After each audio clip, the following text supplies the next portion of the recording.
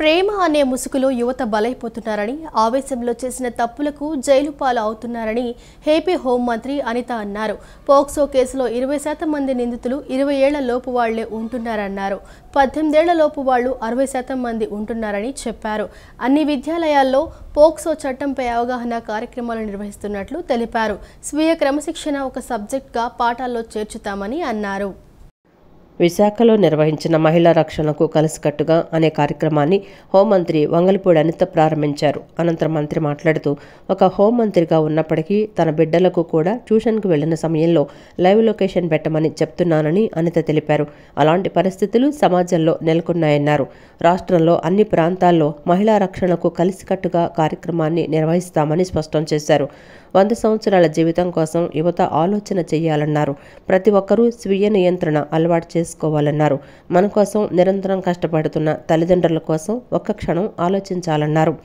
యువత భవిష్యత్తును గంజాయి నాశనం చేస్తోందని, జీవితాలను ఇబ్బందుల పాలు చేసుకోవద్దని సూచించారు. అనంతరం విద్యార్థులతో ముఖాముఖిలో పాల్గొన్న ఆమె యువకుల ప్రశ్నలకు ఆసక్తికరమైన సమాధానాలిచ్చారు. అనంతరం మీడియాతో మాట్లాడిన హోంమంత్రి అనిత, రాష్ట్రంలో కూటమి ప్రభుత్వం వచ్చిన తర్వాత ఎవరిని హౌస్ అరెస్టు చేయలేదని తేల్చి చెప్పారు. తిరుపతిలోనూ ఎవరిని నిర్బంధించలేదన్నారు. గతంలో జగన్ ఏ కార్యక్రమానికి వచ్చినా ప్రతిపక్ష నాయకులను హౌస్ అరెస్టు చేసేవారని, ఇప్పుడు ఆ పరిస్థితులు ఎక్కడా లేవన్నారు. సాక్షి గారి ఆధ్వర్యంలో ఎందుకంటే ప్రతి సందర్భంలోని కూడా మహిళలకు అవగాహన కల్పిస్తున్నాము, స్కూల్లో పిల్లలకు అవగాహన కల్పిస్తున్నాము ఈ పోక్సో యాక్ట్ గురించి, అన్ని యాక్టుల గురించి. కానీ ఈ పోక్సో యాక్ట్ వల్ల కానీ ఇప్పుడున్న అంటే ఆడపిల్లల మీద అఘాయిత్యాలు చేయడం వల్ల, క్షణికావేశంలో ఆడపిల్లలు జోలికి వెళ్ళడం వల్ల, వాళ్ళ మీద చెయ్యటం వల్ల చాలామంది విద్యార్థుల తాలూకా జీవితాలు కూడా పాడవుతున్నాయి. చాలామంది విద్యార్థులు తమ జీవితాలు జైలు పాలు చేసుకునే సందర్భం. అదేవిధంగా వాటిని తట్టుకోలేక కొంతమంది తల్లిదండ్రులు కూడా సూసైడ్లు చేసుకునే పరిస్థితులు కూడా చాలా మ్యాక్సిమం అందరినీ చూస్తున్నాం. ఈ నేపథ్యంలో కంపల్సరీగా ఒక చట్టాల మీద అవగాహన అన్నది పిల్లలకి రావాలి, ముఖ్యంగా మగపిల్లలకి రావాలి. వాళ్ళకి కూడా వాళ్ళ భవిష్యత్తు మీద ఆశలు చిగురించాలి, వాళ్ళ భవిష్యత్తుకు ఒక భరోసా కల్పించాలనే ఉద్దేశంతో ఈరోజు ఈ కార్యక్రమాన్ని కూడా తీసుకోవడం జరిగింది. మా కార్యక్రమానికి ఒకటే, ఈరోజు ఏదైతే నారా లోకేష్ గారు మేము అపోజిషన్లో ఉండేటప్పుడు ఆయన పాదయాత్ర చేస్తున్నప్పుడు ఉన్న సంఘటనలు బేస్ చేసుకొని ఒక కరిక్యులం అన్నది మనకి సిస్టంలో రావాలి, విద్యా వ్యవస్థలో రావాలి అని చెప్పి ఆయన కోరుకున్నారు. ఎందుకనంటే చాలామంది చిన్నపిల్లలు అంటే ఆడపిల్లల్ని గౌరవించే పరిస్థితుల్లో కానీ, ఆడపిల్లల మీద అఘాయిత్యాలు చేసేటప్పుడు కానీ, వీటన్నిటికీ కూడా ఒక తల్లిని చెల్లిని ఎలాగా గౌరవించుకోవాలి, ఒక మహిళని ఎలా గౌరవించుకోవాలన్న తత్వం డెఫినెట్గా చిన్నపిల్ల స్థాయి నుంచి కూడా రావాలి అని ఒక మంచి ఉద్దేశంతో ఆ రోజు లోకేష్ గారు తీసుకున్న నిర్ణయం. ఈరోజు దానికి అనుగుణంగా ఈరోజు మేము విశాఖపట్నంలో స్టార్ట్ చేసాం. ఈరోజు అందుకే వైస్ ఛాన్సలర్ గారిని కూడా ఇక్కడికి రప్పించడం జరిగింది, ఒక ఇంటలెక్చువల్ కూడా రప్పించడం జరిగింది. నూతన సాంకేతిక విధానంతో కొత్త రేషన్ కార్డులు అందించబోతున్నామని మంత్రి నాదెండ్ల మనోహర్ తెలిపారు. ఆర్టిఫిషియల్ ఇంటెలిజెన్స్ ఉపయోగించి ప్రతి వేర్ హౌస్ గోడౌన్ వద్ద ఏఐ కెమెరాలను ఏర్పాటు చేయడం జరుగుతుందన్నారు. రాష్ట్రంలో పారదర్శక పాలన అందిస్తామని అన్నారు. కాబట్టి బ్యాంకర్స్ వడ్డీ రేటు తగ్గించుకొని ప్రభుత్వం నిర్వహిస్తున్న అభివృద్ధి కార్యక్రమాలకు సహకరించాలని కోరారు. విజయవాడ కానూరులో సివిల్ సప్లై భవనంలో మంత్రి నాదెండ్ల మనోహర్ అధ్యక్షతన బ్యాంకర్స్తో సమావేశం జరిగింది. సమావేశంలో మంత్రి మాట్లాడుతూ, ప్రభుత్వం అందించే రేషన్ కోసం చాలామంది ప్రజలు ప్రతి నెల ఎదురుచూస్తున్నారని, రేషన్ అందించేందుకు రైతుకు అండగా నిలబడేందుకు బ్యాంకర్స్ సహకరించాలని మంత్రి నాదెండ్ల మనోహర్ పేర్కొన్నారు. కూటమి ప్రభుత్వం వచ్చిన 9 నెలల కాలంలో దాదాపు 24,000 కోట్ల రూపాయలను చెల్లించిందన్నారు. సంస్కరణల్లో భాగంగా నూతన సాంకేతిక విధానం అవలంబించి ధాన్యం కొనుగోలుకు వాట్సాప్ విధానం ప్రవేశపెట్టిందన్నారు. వాట్సాప్ విధానంలో 17,000 మంది రైతులు ధాన్యం అమ్మకం జరిపారన్నారు. గత ప్రభుత్వం రైతులకు చెల్లించవలసిన బకాయిలు చెల్లించకుండా 1,674 కోట్ల రూపాయల బకాయిలను వదిలి వెళ్లిందన్నారు. కూటమి ప్రభుత్వం వచ్చిన తర్వాత రైతులు చెల్లించవలసిన బకాయిలను చెల్లించడం జరిగిందన్నారు. ఖరీఫ్ మాసంలో 6 లక్షల మంది రైతుల నుంచి 38 లక్షల మెట్రిక్ టన్నుల ధాన్యం కొనుగోలు చేయడం జరిగిందన్నారు. ధాన్యం కొనుగోలు జరిగిన 24 గంటల్లో రైతుల ఖాతాల్లో నగదు జమ కావడంతో వారు ఆనందంగా ఉన్నారన్నారు. అదేవిధంగా రేషన్ పక్కదారి పట్టకుండా రేషన్ మాఫియాపై ఉక్కుపాదం మోపడం జరిగిందన్నారు. ఆంధ్రప్రదేశ్ ఎస్సీ వర్గీకరణ ఆర్డినెన్స్ 2025కు సంబంధించి ప్రభుత్వం గెజిట్ను జారీ చేసింది. ఏపీ షెడ్యూల్డ్ ఉపకులాల వర్గీకరణ ఆర్డినెన్స్ 2025కు రాష్ట్ర గవర్నర్ అబ్దుల్ నజీర్ ఆమోదాన్ని తెలియజేయడంతో ప్రభుత్వం ఈ గెజిట్ను జారీ చేసింది. గెజిట్ జారీకి సంబంధించిన ఉత్తర్వులను న్యాయశాఖ కార్యదర్శి జి ప్రతిభాదేవి జారీ చేశారు. ఆంధ్రప్రదేశ్ ఎస్సీ వర్గీకరణ ఆర్డినెన్స్ 2025కు సంబంధించి ప్రభుత్వం గెజిట్ను జారీ చేసింది. ఏపీ షెడ్యూల్డ్ ఉపకులాల వర్గీకరణ ఆర్డినెన్స్ 2025కు రాష్ట్ర గవర్నర్ అబ్దుల్ నజీర్ ఆమోదాన్ని తెలియచేయడంతో ప్రభుత్వం ఈ గెజిట్ను జారీ చేసింది. గెజిట్ జారీకి సంబంధించిన ఉత్తర్వులను న్యాయశాఖ కార్యదర్శి జి ప్రతిభాదేవి జారీ చేశారు. ఎస్సీ వర్గీకరణలో భాగంగా రెల్లి, మాల, మాదిగ ఉపకులాలను ఏబీసీ కేటగిరీలుగా విభజించారు. రెల్లి ఉపకులాలకు 1%, మాల ఉపకులాలకు 6.5%, మాదిగ ఉపకులాలకు 7.5% మేర రిజర్వేషన్లను కల్పిస్తూ ప్రభుత్వం ఈ గెజిట్ జారీ చేసింది. విద్యా, ఉద్యోగ అవకాశాల్లో ఈ రిజర్వేషన్లను వర్తింపచేసేలా ప్రభుత్వం ఈ ఆర్డినెన్స్ను జారీ చేసింది. త్వరలో మెగా డిఎస్సి నోటిఫికేషన్ను కూడా ఈ వర్గీకరణను పరిగణలోకి తీసుకునే జారీ చేయనున్నారు. వక్ఫ్ సవరణ చట్టంపై విచారణను సుప్రీంకోర్టు వచ్చే నెల 5కు వాయిదా వేసింది. అప్పటి వరకు యథాతథ పరిస్థితి కొనసాగించాలని ప్రభుత్వానికి సూచించింది. ఈ సమయంలో సెంట్రల్ వక్ఫ్ కౌన్సిల్ వక్ఫ్ బోర్డులో నియామకాలు జరపరాదని తెలిపింది. వక్ఫ్ ఆస్తులుగా కోర్టులు ప్రకటించిన వాటిని డీనోటిఫై చేయరాదని కూడా స్పష్టం చేసింది. వక్ఫ్ సవరణ చట్టం చెల్లుబాటును సవాల్ చేస్తూ దాఖలైన పిటిషన్లపై సుప్రీంకోర్టు ప్రధాన న్యాయమూర్తి justice Sanjiv Khanna, justice Sanjay Kumar, justice KV విశ్వనాథన్తో కూడిన 3 సభ్యుల ధర్మాసనం 2వ రోజైన నేడు విచారణ జరిపింది. వక్ఫ్గా న్యాయస్థానాలు ప్రకటించిన ఆస్తులను ప్రస్తుతానికి వక్ఫ్ జాబితా నుంచి తొలగించకూడదని కేంద్ర ప్రభుత్వానికి సుప్రీంకోర్టు సూచించింది. వక్ఫ్ బోర్డులు, కేంద్ర వక్ఫ్ మండలిలో ఎక్స్ అఫీషియో సభ్యులు మినహా మిగతా సభ్యులంతా ఖచ్చితంగా ముస్లింలే అయ్యుండాలని ప్రతిపాదించింది. మతంతో సంబంధం లేకుండా ఎక్స్ అఫీషియో సభ్యులను నియమించొచ్చని చెప్పింది. ఈ మేరకు వక్ఫ్ చట్టంలోని కొన్ని కీలక నిబంధనలపై స్టే విధించేందుకు ప్రతిపాదనలు చేసింది. నేడు మధ్యంతర ఉత్తర్వులు జారీ చేయనున్నట్లు సుప్రీంకోర్టు ప్రకటించిన నేపథ్యంలో కొన్ని దస్తరాలు దాఖలు చేసేందుకు వారం రోజుల గడువు కావాలని సొలిసిటర్ జనరల్ తుషార్ మెహతా కోరారు. అందుకు సంబంధించిన ధర్మాసనం ఈ సమయంలో సెంట్రల్ వక్ఫ్ కౌన్సిల్ వక్ఫ్ బోర్డులో నియామకాలు జరపరాదని తెలిపింది. వక్ఫ్ ఆస్తులుగా కోర్టులు ప్రకటించిన వాటిని డీనోటిఫై చేయరాదని కూడా స్పష్టం చేసింది. కేంద్ర ప్రభుత్వం తరపున విచారణకు హాజరైన సొలిసిటర్ జనరల్ తుషార్ మెహతా అందుకు అంగీకరించారు. దీంతో సుప్రీంకోర్టు తదుపరి విచారణను వచ్చే నెల 5కు వాయిదా వేస్తున్నట్లు ప్రకటించింది. సూపర్ 6 హామీలో భాగంగా ప్రతి ఆడబిడ్డకు ఏడాదికి 3 ఉచిత గ్యాస్ సిలిండర్లు అందించాలన్న వాగ్దానాన్ని కూటమి ప్రభుత్వం నిజం చేస్తోందని ఆహార, పౌర సరఫరాల మరియు వినియోగదారుల వ్యవహారాల శాఖ మంత్రి నాదెండ్ల మనోహర్ అన్నారు. సాంకేతిక సమస్యలతో లబ్ధిదారుల ఖాతాలలో సబ్సిడీ జమ కాని పక్షంలో వెంటనే జమ చేయాలని అధికారులను ఆదేశించారు. అలాగే దీపం 2 పథకంపై ప్రజల్లో మరింత అవగాహన పెంచేలా విస్తృత ప్రచారం చేయాలన్నారు. విజయవాడలోని పౌర సరఫరాల శాఖ భవనంలో ఆయిల్ కంపెనీల ప్రతినిధులతో ఆహార, పౌర సరఫరాల మరియు వినియోగదారుల వ్యవహారాల శాఖ మంత్రి నాదెండ్ల మనోహర్ సమావేశం నిర్వహించారు. ఈ సందర్భంగా మంత్రి మాట్లాడుతూ సూపర్ 6 హామీలో భాగంగా ప్రతి ఆడబిడ్డకు ఏడాదికి 3 ఉచిత గ్యాస్ సిలిండర్లు అందించాలన్న వాగ్దానాన్ని కూటమి ప్రభుత్వం నిజం చేస్తోందని తెలిపారు. మార్చి 31న బుక్ చేసుకున్న లబ్ధిదారులకు ఏప్రిల్ నెలలో సిలిండర్ డెలివరీ అయిన తర్వాత సబ్సిడీ జమలో సాంకేతిక సమస్యలు తలెత్తిన విషయాన్ని ఆయిల్ కంపెనీలు మంత్రి దృష్టికి తీసుకొచ్చాయి. దీనిపై మంత్రి సానుకూలంగా స్పందిస్తూ అట్టి లబ్ధిదారుల ఖాతాల్లో సబ్సిడీని వెంటనే జమ చేయాలని అధికారులను ఆదేశించారు. అలాగే దీపం 2 పథకంపై ప్రజల్లో మరింత అవగాహన పెంచేలా విస్తృత ప్రచారం చేయాలన్నారు. ఇప్పటి వరకు 99.22 లక్షల మంది లబ్ధిదారులు మొదటి ఉచిత సిలిండర్ను ఉపయోగించారని మంత్రి వెల్లడించారు. దీపం 2 పథకానికి ప్రభుత్వం 2,684 కోట్లు కేటాయించిన విషయం గుర్తు చేశారు. 1 సంవత్సరంలో 3 ఉచిత సిలిండర్లను 4 నెలల వ్యవధిలో బుక్ చేసుకునే అవకాశం కల్పించారన్నారు. ఏవైనా సమస్యలు, సమాచారం లోపాలుంటే టోల్ ఫ్రీ నంబర్ 1967కి ఫోన్ చేసి ఫిర్యాదు చేయాలన్నారు. సమావేశంలో civil supply commissioner Saurabh Gaur, MD Manjeer Jilani, oil కంపెనీల ప్రతినిధులు మరియు ఇతర అధికారులు పాల్గొన్నారు. International para badminton player Padala రూపాదేవికి సుజనా ఫౌండేషన్ నుండి ఆర్థిక సహాయం అందించారు. 25,000 విలువ చేసే చెక్కును ఎమ్మెల్యే సుజనా చౌదరి కార్యాలయ ఇన్ఛార్జ్ ప్రత్తిపాటి శ్రీధర్ అందజేశారు. తాను 2028 పారా ఒలింపిక్స్లో పాల్గొనే లక్ష్యంతో ముందుకు సాగుతున్నట్లు రూపాదేవి తెలిపారు. ఈ ప్రయాణంలో తనకు తోడుగా నిలిచిన ప్రతి ఒక్కరికి కృతజ్ఞతలు తెలియజేశారు. అంతర్జాతీయ para badminton wheel chair gold medalist అయిన పడాల రూపాదేవికి సుజనా ఫౌండేషన్ ఆధ్వర్యంలో 25,000 రూపాయల ఆర్థిక సహాయాన్ని అందజేశారు.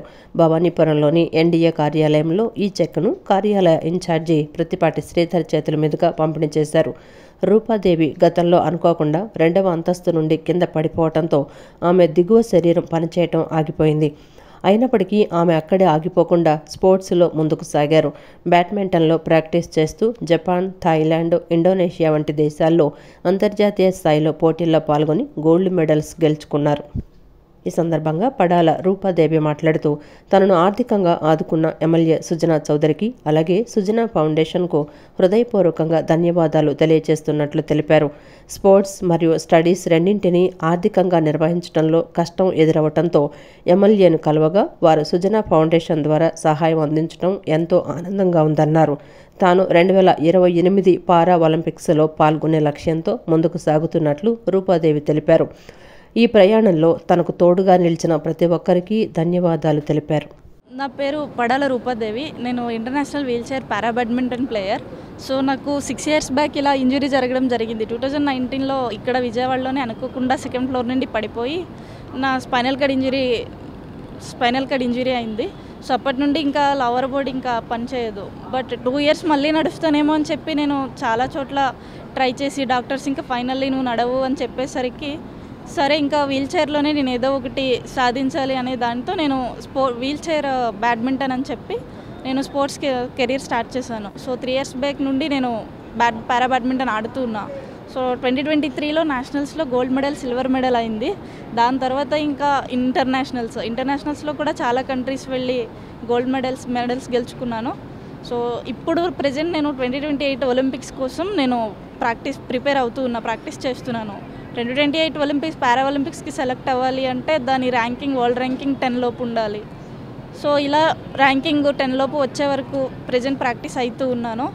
సో ఒకవైపు ప్రాక్టీస్, ఇంకోవైపు స్టడీస్ రెండు బ్యాలెన్స్ చేయాలంటే అది కొంచెం కష్టంగా ఉంది అని చెప్పి నేను ఇంకా సుజనా చౌదరి గారిని మీట్ అవ్వడం జరిగింది 4 months బ్యాక్.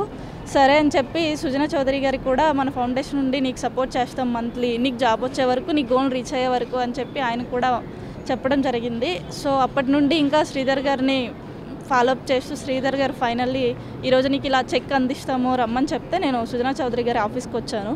సో ఈరోజు నాకు చెక్ ఇవ్వడం జరిగింది. So thank you so much Sujana foundation and Sujana Chowdary గారు, అలానే శ్రీధర్ గారికి థ్యాంక్ యూ. విద్య అనేది ఒక సాధనమని, దాన్ని నిచ్చెనగా మలుచుకొని యువత ఎదగాలని కృష్ణా విశ్వవిద్యాలయం వైస్ ఛాన్సలర్ ప్రొఫెసర్ రామ్జీ కూనా అన్నారు. చదువుతో పాటు భావ వ్యక్తీకరణ నైపుణ్యం, సాంకేతిక నైపుణ్యాలు ఉంటేనే విద్యార్థులు రాణించగలరని తెలిపారు. నైపుణ్యాలు లేకుండా 99% మార్కులు ఉన్నా ప్రయోజనం ఉండదని, ఏ కంపెనీ కూడా మీకు ఉద్యోగం ఇవ్వదన్నారు. క్యాంపస్ ప్లేస్మెంట్స్ పొందిన వారు ఎప్పటికప్పుడు తమ నైపుణ్యాలు మెరుగుపరుచుకోవాలని, ప్లేస్మెంట్స్ రాని వారు నిరాశ చెందాల్సిన అవసరం లేదని, నైపుణ్యాలు పెంచుకునేందుకు ఇంకా అవకాశం ఉందన్నారు. నలంద డిగ్రీ కళాశాలలో విద్యను అభ్యసిస్తూ క్యాంపస్ ప్లేస్మెంట్స్ ద్వారా వివిధ కంపెనీల్లో ఉద్యోగాలు పొందిన విద్యార్థులకు సక్సెస్ మీట్ పేరిట అభినందన కార్యక్రమాన్ని విజయవాడ మహాత్మాగాంధీ రోడ్డులోని మాకినేని బసవపున్నయ్య విజ్ఞాన కేంద్రంలో నిర్వహించారు. ఈ కార్యక్రమానికి కృష్ణా విశ్వవిద్యాలయం vice chancellor professor Ramji Koona ముఖ్య అతిథిగా, ఎన్టీఆర్ జిల్లా youth services chief executive officer U Srinivasarao గౌరవ అతిథిగా విచ్చేశారు.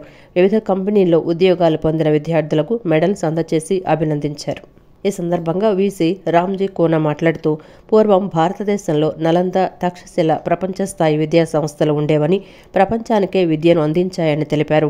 మన దేశానికి గొప్ప చరిత్ర, సంస్కృతి, సాంప్రదాయాలు, విలువలు ఉన్నాయని వాటిని మర్చిపోకూడదని అన్నారు. తల్లిదండ్రులు పిల్లల కోసం ఎంతో కష్టపడుతున్నారని, ఎన్నో త్యాగాలు చేస్తున్నారని, వారి నమ్మకాన్ని వమ్ము చేయవద్దని యువతకు సూచించారు. యువత జీవితంలో ఉన్నత స్థితికి వెళ్లినా, వివాహమైన తల్లిదండ్రులను విస్మరించవద్దని, వారు కోరుకునేది పిల్లల ప్రేమ, ఆప్యాయతలేనని తెలిపారు. సమాజంలో అనేక ఉద్యోగ అవకాశాలు ఉన్నాయని, చదువుతో పాటు నైపుణ్యాలు ఉన్నవారికే ఆ అవకాశాలు దక్కుతాయని తెలిపారు. సాంకేతికతను ఎప్పటికప్పుడు అందిపుచ్చుకోవాలని సూచించారు.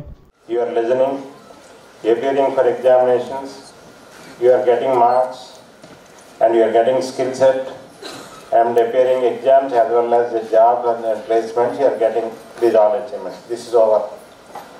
Now from tomorrow onwards, There is no syllabus, no paper, no model paper, nothing.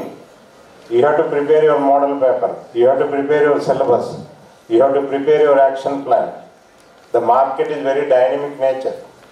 Today you see the USA President Trump, if he is changing a policy, entire world is suffering. That is the dynamics now today. Everybody, they interlinking. See, that's why you have to take a decision. You are a team leader now in the industry, where you are going to join. Under you 5-10 people are working. You have to take a decision. Now the market is not that much easy, please understand.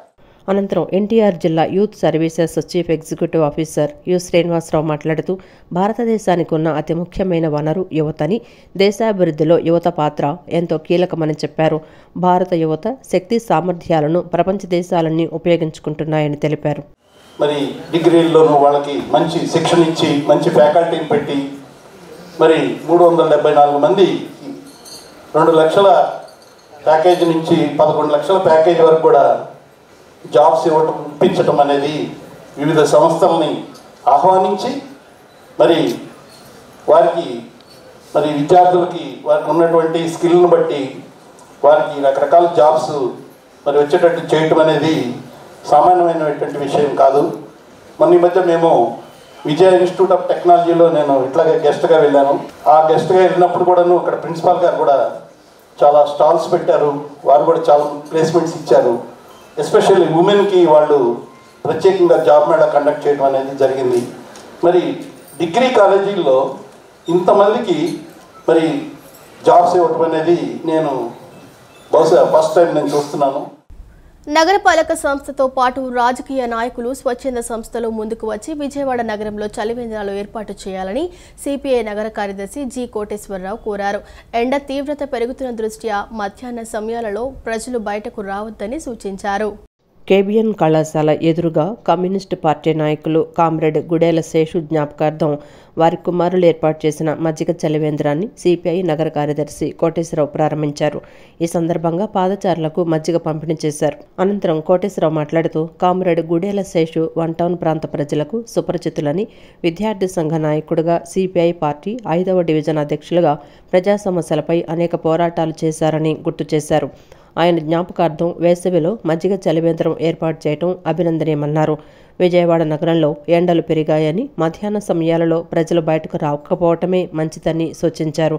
వేసవి దృష్ట్యా నగరపాలక సంస్థ చలివేంద్రాలను ఏర్పాటు చేసిందని, అయితే అవి చాలవని అన్నారు. నగరపాలక సంస్థకు తోడు రాజకీయ నాయకులు, దాతలు ముందుకొచ్చి చలివేంద్రాలు, మజ్జిగ పంపిణీ కేంద్రాలు ఏర్పాటు చేయాలని సూచించారు. ప్రభుత్వం కూడా మరిన్ని చలివేంద్రాలు ఏర్పాటు చేయాలని కోరారు. కార్యక్రమంలో కామ్రేడ్ గుడేల శేషు కుమారులు పాల్గొన్నారు. ఎండ తీవ్రత విపరీతంగా ఉంటుంది కాబట్టి ఎక్కువ రోడ్ల మీద సంచరించకుండా తగు జాగ్రత్తలు తీసుకోవాలని చెప్పి ప్రజానీకానికి విజ్ఞప్తి చేస్తూ ఉన్నాం. అదే సందర్భంలో ఈ రోజున మజ్జిగ పంపిణీ కేంద్రాలు ఈ రకంగా కమ్యూనిస్ట్ పార్టీ ఆధ్వర్యంలో ఏర్పాటు చేసినటువంటి మజ్జిగ కేంద్రం ఇలాగ ప్రతి ఒక్కరు కూడా రాజకీయ పార్టీలు, వ్యక్తులు, స్వచ్ఛంద సేవా సంస్థలు ఈ రకమైనటువంటి నగరపాలక సంస్థ ఇప్పటికే అనేక చోట్ల ఏర్పాటు చేసింది, కానీ అవి సరిపోట్ల.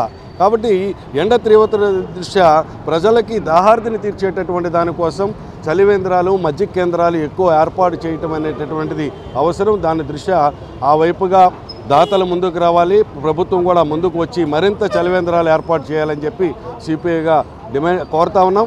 ఈ సందర్భంగా ఈ రోజున గూడేల శేషు పార్టీ నాయకుడి పేరుతో ఏర్పాటు చేసినటువంటి వారి కుటుంబ సభ్యుల్ని అభినందిస్తూ సిపిఐ విజయవాడ నగర సమితి తరఫున ప్రత్యేకంగా వారిని అభినందిస్తాం. రామలింగేశ్వర నగర్ పడవల రేవు సెంటర్లో డిప్యూటీ మేయర్ బెల్లం దుర్గా, మాజీ డిప్యూటీ మేయర్ ఆళ్ల చల్లారావు ఆధ్వర్యంలో మాజీ మంత్రి దేవినేని నెహ్రూ వర్ధంతి కార్యక్రమాన్ని నిర్వహించారు. ఈ కార్యక్రమానికి ఎన్టీఆర్ జిల్లా వైసీపీ అధ్యక్షులు దేవినేని అవినాష్ ముఖ్య అతిథిగా విచ్చేసి దేవినేని నెహ్రూ విగ్రహానికి పూలమాల వేసి నివాళులు అర్పించారు. అనంతరం మహిళలకు చీరలు పంపిణీ చేశారు. ఈ సందర్భంగా బెల్లం దుర్గా మాట్లాడుతూ తూర్పు నియోజకవర్గంలో వాడవాడలా దేవినేని నెహ్రూ వర్ధంతి కార్యక్రమాన్ని నిర్వహిస్తున్నారని, అనేక సేవా కార్యక్రమాలు చేస్తున్నారని తెలిపారు. కృష్ణా జిల్లాలో 5 సార్లు ఎమ్మెల్యేగా, మంత్రిగా చేసిన వ్యక్తి దేవినేని రాజశేఖర్ నెహ్రూ ప్రత్యేకంగా చెప్పుకోవాల్సిన అవసరం లేదని, ఆయన ఒక బ్రాండ్ అని అన్నారు. చిరస్థాయిగా ప్రజల గుండెలో నిలిచిపోయిన వ్యక్తి దేవినేని నెహ్రూ అని పేర్కొన్నారు. స్వర్గీయ దేవినేని నెహ్రూ గారి 8వ వర్ధంతి సందర్భంగా ఆయనకి ఘన నివాళులు అర్పించుకుంటూ 15వ డివిజన్లోని రామలింగేశ్వర పడవల రేవు సెంటర్ దగ్గర మరి సుమారు ఒక 300 మందికి చీరలు పంపిణీ కార్యక్రమానికి మరి మా యొక్క తూర్పు నియోజకవర్గ ఎన్టీఆర్ జిల్లా అధ్యక్షులైన శ్రీ దేవినేని అవినాష్ గారి యొక్క నాయకత్వంలో మరియు పెద్దలు కడియాల బుచ్చిబాబు గారు మరియు మాజీ డిప్యూటీ మేయర్ ఆల చెల్లారావు గారు మరి 15వ డివిజన్ అన్నదమ్ములు అందరం కూడా కలిసి ఈ యొక్క కార్యక్రమం చేయడం జరిగింది.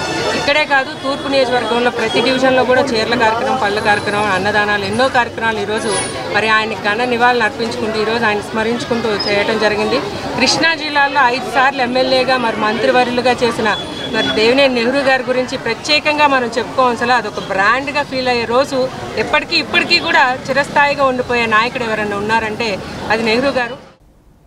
తెలుగు నాటక రంగ దినోత్సవాన్ని పురస్కరించుకొని కళారంగ ప్రముఖులకు రాష్ట్ర ప్రభుత్వం అందించే కందుకూరి విశిష్ట పురస్కారాన్ని గుంటూరు జిల్లా నుండి ఉండవల్లి గ్రామానికి చెందిన గాదె నాగభూషణం అందుకున్నారు. ఎఫ్డీసీ ఆధ్వర్యంలో విజయవాడలోని తుమ్మలపల్లి కళాక్షేత్రంలో జరిగిన తెలుగు నాటక రంగ దినోత్సవ వేడుకల్లో భాగంగా రాష్ట్ర పర్యాటక, సాంస్కృతిక, సినిమాటోగ్రఫీ మంత్రి కందుల దుర్గేష్, నాటక అకాడమీ చైర్మన్ గుమ్మడి గోపాలకృష్ణ, ప్రముఖ సినీ రచయిత బుర్రా సాయి మాధవ్ చేతుల మీదుగా గాదె నాగభూషణం కందుకూరి విశిష్ట పురస్కారాన్ని అందుకున్నారు. తెలుగు నాటక రంగ దినోత్సవాన్ని పురస్కరించుకొని కళారంగ ప్రముఖులకు రాష్ట్ర ప్రభుత్వం అందించే కందుకూరి విశిష్ట పురస్కారాన్ని గుంటూరు జిల్లా నుండి ఉండవల్లి గ్రామానికి చెందిన గాదె నాగభూషణం అందుకున్నారు. రాష్ట్ర పర్యాటక, సాంస్కృతిక, సినిమాటోగ్రఫీ మంత్రి కందుల దుర్గేష్, నాటక అకాడమీ చైర్మన్ గుమ్మడి గోపాలకృష్ణ, ప్రముఖ సినీ రచయిత బుర్రా సాయి మాధవ్ చేతుల మీదుగా అందుకున్నారు. 1998 జనవరి 14న ఉండవల్లి రామాలయంలో పద్మవ్యూహం నాటికలో ఇంటి యజమాని పాత్రలో నటించడం ద్వారా గాదె నాగభూషణం రంగస్థల ప్రస్థానం ప్రారంభమైంది. అప్పటి నుండి వీధి నాటికలు, పౌరాణిక, సాంఘిక నాటకాలు, సినిమాలు, షార్ట్ ఫిలిమ్స్ ఇలా కళారంగంలో నటుడుగా, రచయితగా, దర్శకునిగా గాదె నాగభూషణం ఎన్నో అవార్డులు, రివార్డులు పొంది తనకంటూ ప్రత్యేక స్థానం సంపాదించుకున్నారు. అత్యంత ప్రతిష్టాత్మకమైన కందుకూరి విశిష్ట పురస్కారాన్ని రాష్ట్ర ప్రభుత్వం ద్వారా గాదె నాగభూషణం అందుకోవటం పట్ల కళాకారులు, ఉండవల్లి గ్రామ ప్రజలు హర్షం వ్యక్తం చేస్తున్నారు. ఉత్తమ విలువలతో కూడిన నాయకత్వ లక్షణాలను అలవర్చుకోవాలని Aster Ramesh hospitals general physician doctor Radhakrishna Ramayanapu అన్నారు. విద్యార్థులు బాల్యం నుండి ఉన్నత విలువలతో కూడిన విద్యను అభ్యసించి నాయకత్వ లక్షణాలను వృద్ధి చేసుకోవాలన్నారు. అంకిత భావం, మానవతా దృక్పథం, సహాయ సహకారం లాంటి సద్గుణాలను మనసులో నింపుకొని ఉత్తమ పౌరులుగా ఎదగాలన్నారు. పటమట ఎన్ఎస్ఎం పబ్లిక్ స్కూల్లో పాఠశాల విద్యార్థి నాయకుల ప్రమాణ స్వీకారోత్సవం ఎంతో ఘనంగా జరిగింది. ఈ కార్యక్రమానికి Aster Ramesh hospitals general physician doctor Radhakrishna Ramayanapu ముఖ్య అతిథిగా విచ్చేశారు. విద్యార్థి నాయకులతో ప్రమాణ స్వీకారం చేయించి బ్యాడ్జీలను ధరింపచేసి బాధ్యతలను అప్పగించారు. ఈ సందర్భంగా ఆయన మాట్లాడుతూ, నేటి బాలలే రేపటి పౌరులు అన్న చందంగా చిన్ననాటి నుండే క్రమశిక్షణ, పట్టుదల, దీక్ష లాంటి ఉన్నత గుణాలను అభివృద్ధి పరుచుకోగలిగితే తద్వారా ఉన్నత లక్ష్యాలను సాధించగలుగుతారని అన్నారు. ఉత్తమమైన సద్గుణాలను అలవర్చుకోవడానికి పాఠశాలలో ప్రధాన వేదికలను తెలియచేస్తూ అంకిత భావం, మానవతా దృక్పథం, సహాయ సహకారం లాంటి సద్గుణాలను మనసులో నింపుకొని ఉత్తమ పౌరులుగా ఎదగాలన్నారు. ఉపాధ్యాయులకు, తల్లిదండ్రులకు, దేశానికి ఎనలేని కీర్తి ప్రతిష్టలు తీసుకురావాలని ఈ సందర్భంగా తెలియచేశారు. అనంతరం పాఠశాల ప్రిన్సిపల్ బ్రదర్ రాయప్పరెడ్డి మాట్లాడుతూ, మనం, మన కుటుంబం, మన సంస్కృతి, మన చరిత్ర నుండి మనం నేర్చుకున్న బలీయమైన విలువలే మన భవిష్యత్తుకు చక్కని పునాదని అన్నారు. మన మూలాలే రేపటి మన ఉన్నత భవిష్యత్తుకు, ఉన్నత జీవన విధానానికి కారణమని పేర్కొన్నారు. చిన్ననాటి నుండే ఉన్నత వ్యక్తిత్వాన్ని, ఆదర్శనీయమైన విలువలను అలవర్చుకుంటే రేపటి ఉజ్వల భవిష్యత్తుకు చక్కని పునాది అవుతుందని ఈ సందర్భంగా అన్నారు. తిరుమల తిరుపతి దేవస్థానం నిత్యాన్నదాన పథకానికి మండవ శ్రీనివాస్ ఆధ్వర్యంలో పిన్నమనేని పాలిక్లినిక్ రోడ్లోని మండవాస్ హోటల్ నుంచి మండవ వారి కుటుంబం సహకారంతో 10 టన్నుల కూరగాయలను వితరణ చేశారు. కూరగాయల లారీకి పూజా కార్యక్రమాలు నిర్వహించి తిరుమలకు పంపించారు. తిరుమలలో ప్రతిరోజు వేలాది మందికి నిత్యాన్నదానం చేసే మహత్ కార్యంలో తమ వంతుగా కూరగాయలు వితరణ చేయటం ఆనందంగా ఉందని దాతలు పేర్కొన్నారు. తిరుమల తిరుపతిలో జరుగుతున్న నిత్యాన్నదానానికి మండవ శ్రీనివాస్ ఆధ్వర్యంలో పిన్నమనేని పాలిక్లినిక్ రోడ్లోని మండవాస్ హోటల్ నుంచి మండవ వారి కుటుంబం సహకారంతో 10 టన్నుల కూరగాయలను వితరణ చేశారు. మండవ కుటుంబరావు ఆశీస్సులతో ఈ వితరణ కార్యక్రమం నిర్వహించారు. తొలుత కూరగాయల వాహనానికి శాస్త్రోక్తంగా పూజా కార్యక్రమాలు చేశారు. అనంతరం ప్రముఖ పారిశ్రామికవేత్త, ఏపీ ఎంఎస్ఎంఈ గౌరవాధ్యక్షుడు బాయన వెంకట్రావు జెండా ఊపి కూరగాయల లారీని తిరుమలకు పంపించారు. ఈ సందర్భంగా బాయన వెంకట్రావు, జేఆర్డీ టాటా ఐలా చైర్మన్ తాతినేని వినోద్ బాబు మాట్లాడుతూ మండవ్ వారి కుటుంబం నుంచి మండవ్ కుటుంబరావు తలపెట్టిన ఈ కార్యక్రమాన్ని ఆ కుటుంబ సభ్యుల్లో వెంకటరత్నం, శ్రీనివాసరావు మిగిలిన వారు క్రమం తప్పకుండా తిరుమల అన్నదానానికి కూరగాయలు పంపించడం గొప్ప విషయమన్నారు. గొప్ప ఆధ్యాత్మిక చింతనతో కూడుకున్న కార్యక్రమమని తెలిపారు. 2004 నుంచి దిగ్విజయంగా నిర్వహిస్తున్నందుకు అభినందించారు. శ్రీవారి ఆశీస్సులు ఆ కుటుంబంపై ఉండాలని, ఆయురారోగ్యాలు అష్టైశ్వర్యాలతో ఉండాలని ఆకాంక్షించారు. మండవ్ వారి కుటుంబం నుంచి మండవ కుటుంబరావు గారు తలపెట్టినటువంటి ఈ కార్యక్రమాన్ని ఆ కుటుంబ సభ్యుల్లో వెంకటరత్నం గారు, శ్రీనివాస్ గారు, మిగతా అందరూ కూడా క్రమం తప్పకుండా విజయవాడ నుంచి అన్నదానానికి ఈ కాయగూరలు వితరణ చేయడం అనేటువంటిది చాలా గొప్ప ఆధ్యాత్మిక చింతనతో కూడుకున్నటువంటి కార్యక్రమం. ఈ కార్యక్రమాన్ని దిగ్విజయంగా దిగ్విజయంగా క్రమం తప్పకుండా నిర్వహిస్తున్నందుకు 2004 నుంచి నిర్వహిస్తున్నందుకు వారిని, వారి కుటుంబ సభ్యుల్ని, వారి మిత్రుల్ని అందరినీ కూడా అభినందిస్తున్నాం. శ్రీవారి యొక్క ఆశీస్సులు ఆ కుటుంబాలన్నిటికీ కూడా పరిపూర్ణంగా ఉండి వారు వ్యాపారాల్లో కానీ ఆయురారోగ్య అష్టైశ్వర్యాల్లో పరిపూర్ణమైనటువంటి అన్ని స్వాలంబనాలు కలిగి ఇదే సేవని ఇంకా మిత్రులతో కలిపి ముందుకు నడపాలని భగవంతుని ప్రార్థిస్తూ వారికి ఎల్లప్పుడూ శ్రీ వెంకటేశ్వర స్వామి వారి యొక్క ఆశీస్సులు ఉండాలని కోరుకుంటూ వాళ్ళని అభినందిస్తున్నా. ఈ రోజున శ్రీ వెంకటేశ్వర స్వామి వారి దేవస్థానానికి ప్రతి నెలా కూడా ప్రారంభించారు. 2004 నుంచి ఫస్ట్ టీడీటీ కళ్యాణ మండపం నుంచి అక్కడ నుంచి పంపించడం దగ్గర నుంచి మాకు తెలుసు. వారు ఎంతో సేవాభావంతో ఈ కార్యక్రమాన్ని నిర్వహించారు కుటుంబరావు గారు. అట్లాగే వాళ్ళ కుటుంబ సభ్యులందరూ కూడా ఈ కార్యక్రమాన్ని క్రమం తప్పకుండా నిర్వహిస్తున్నందుకు వారి కుటుంబానికి వెంకటేశ్వర స్వామి వారి ఆయురాగ్య అవసరాలు ప్రసాదించాలని కోరుకుంటూ సెలవు తీసుకున్నారు. అనంతరం ఐలా మాజీ చైర్మన్ శంకర రాజేంద్ర ప్రసాద్ మాట్లాడుతూ 2004 నుంచి నిర్విరామంగా సాగుతున్న ఈ కార్యక్రమానికి సహకరిస్తున్న దాతలకు కృతజ్ఞతలు తెలిపారు. వెంకటేశ్వర స్వామి వారి కటాక్షం దాతలు, రాష్ట్ర ప్రజలందరిపై ఉండాలని కోరుకుంటున్నట్లు చెప్పారు. ఈరోజు స్వామివారికి శ్రీ శ్రీనివాస వెంకటేశ్వర స్వామి వారికి, అట్లా అలివేలు మంగమ్మ గారికి, అట్లాగే మహాలక్ష్మికి, పద్మావతి దేవికి క్రమం తప్పకుండా 2004 నుంచి మరి ఇప్పుడు దాకా మండవ కుటుంబరావు, మరి వారి తర్వాత వాళ్ళ అబ్బాయిలు, అల్లుళ్ళు, అట్లాగే మన వెంకటరత్నం గారు, ఇట్లాగే దాతలు అనేక మంది దాతలు ఈరోజు దాకా ఈ కార్యక్రమాన్ని ఆపకుండా చేస్తున్న దాతలందరికీ కూడా నేను మేమందరం కలిసి ఈ రోజున ఇక్కడ ఈ కార్యక్రమం చేయడానికి వాళ్ళందరూ పూనుకొని చేయడం వల్ల ఇక్కడ మంచి వాళ్ళందరూ వచ్చి ఈ కార్యక్రమం జయప్రదం చేస్తున్నారు. మరి వెంకటేశ్వర స్వామి కటాక్ష వీక్షణాలన్నీ ఈ ప్రజల మీద, రాష్ట్ర ప్రజల మీద, అట్లా దేశ ప్రజల మీద ఉండాలని, అచ్చంగా ఆ కుటుంబానికి సేవ చేస్తున్నందుకు వెంకటేశ్వర స్వామి వారు అహర్నిశలు అష్టైశ్వర్యాలు, మంచి సంపూర్ణమైన ఆరోగ్యం ప్రసాదించాలని కోరుకుంటున్నాను. దేవదేవుడు మానవ రూపంలో ఈ లోకానికి వచ్చి సర్వ మానవాళి కొరకు ఆయన మరణించి 3వ రోజు పునరుత్థానుడై జీవించారని ఆంధ్రప్రదేశ్ క్రైస్తవ ఐక్యవేదిక ప్రతినిధులు తెలిపారు.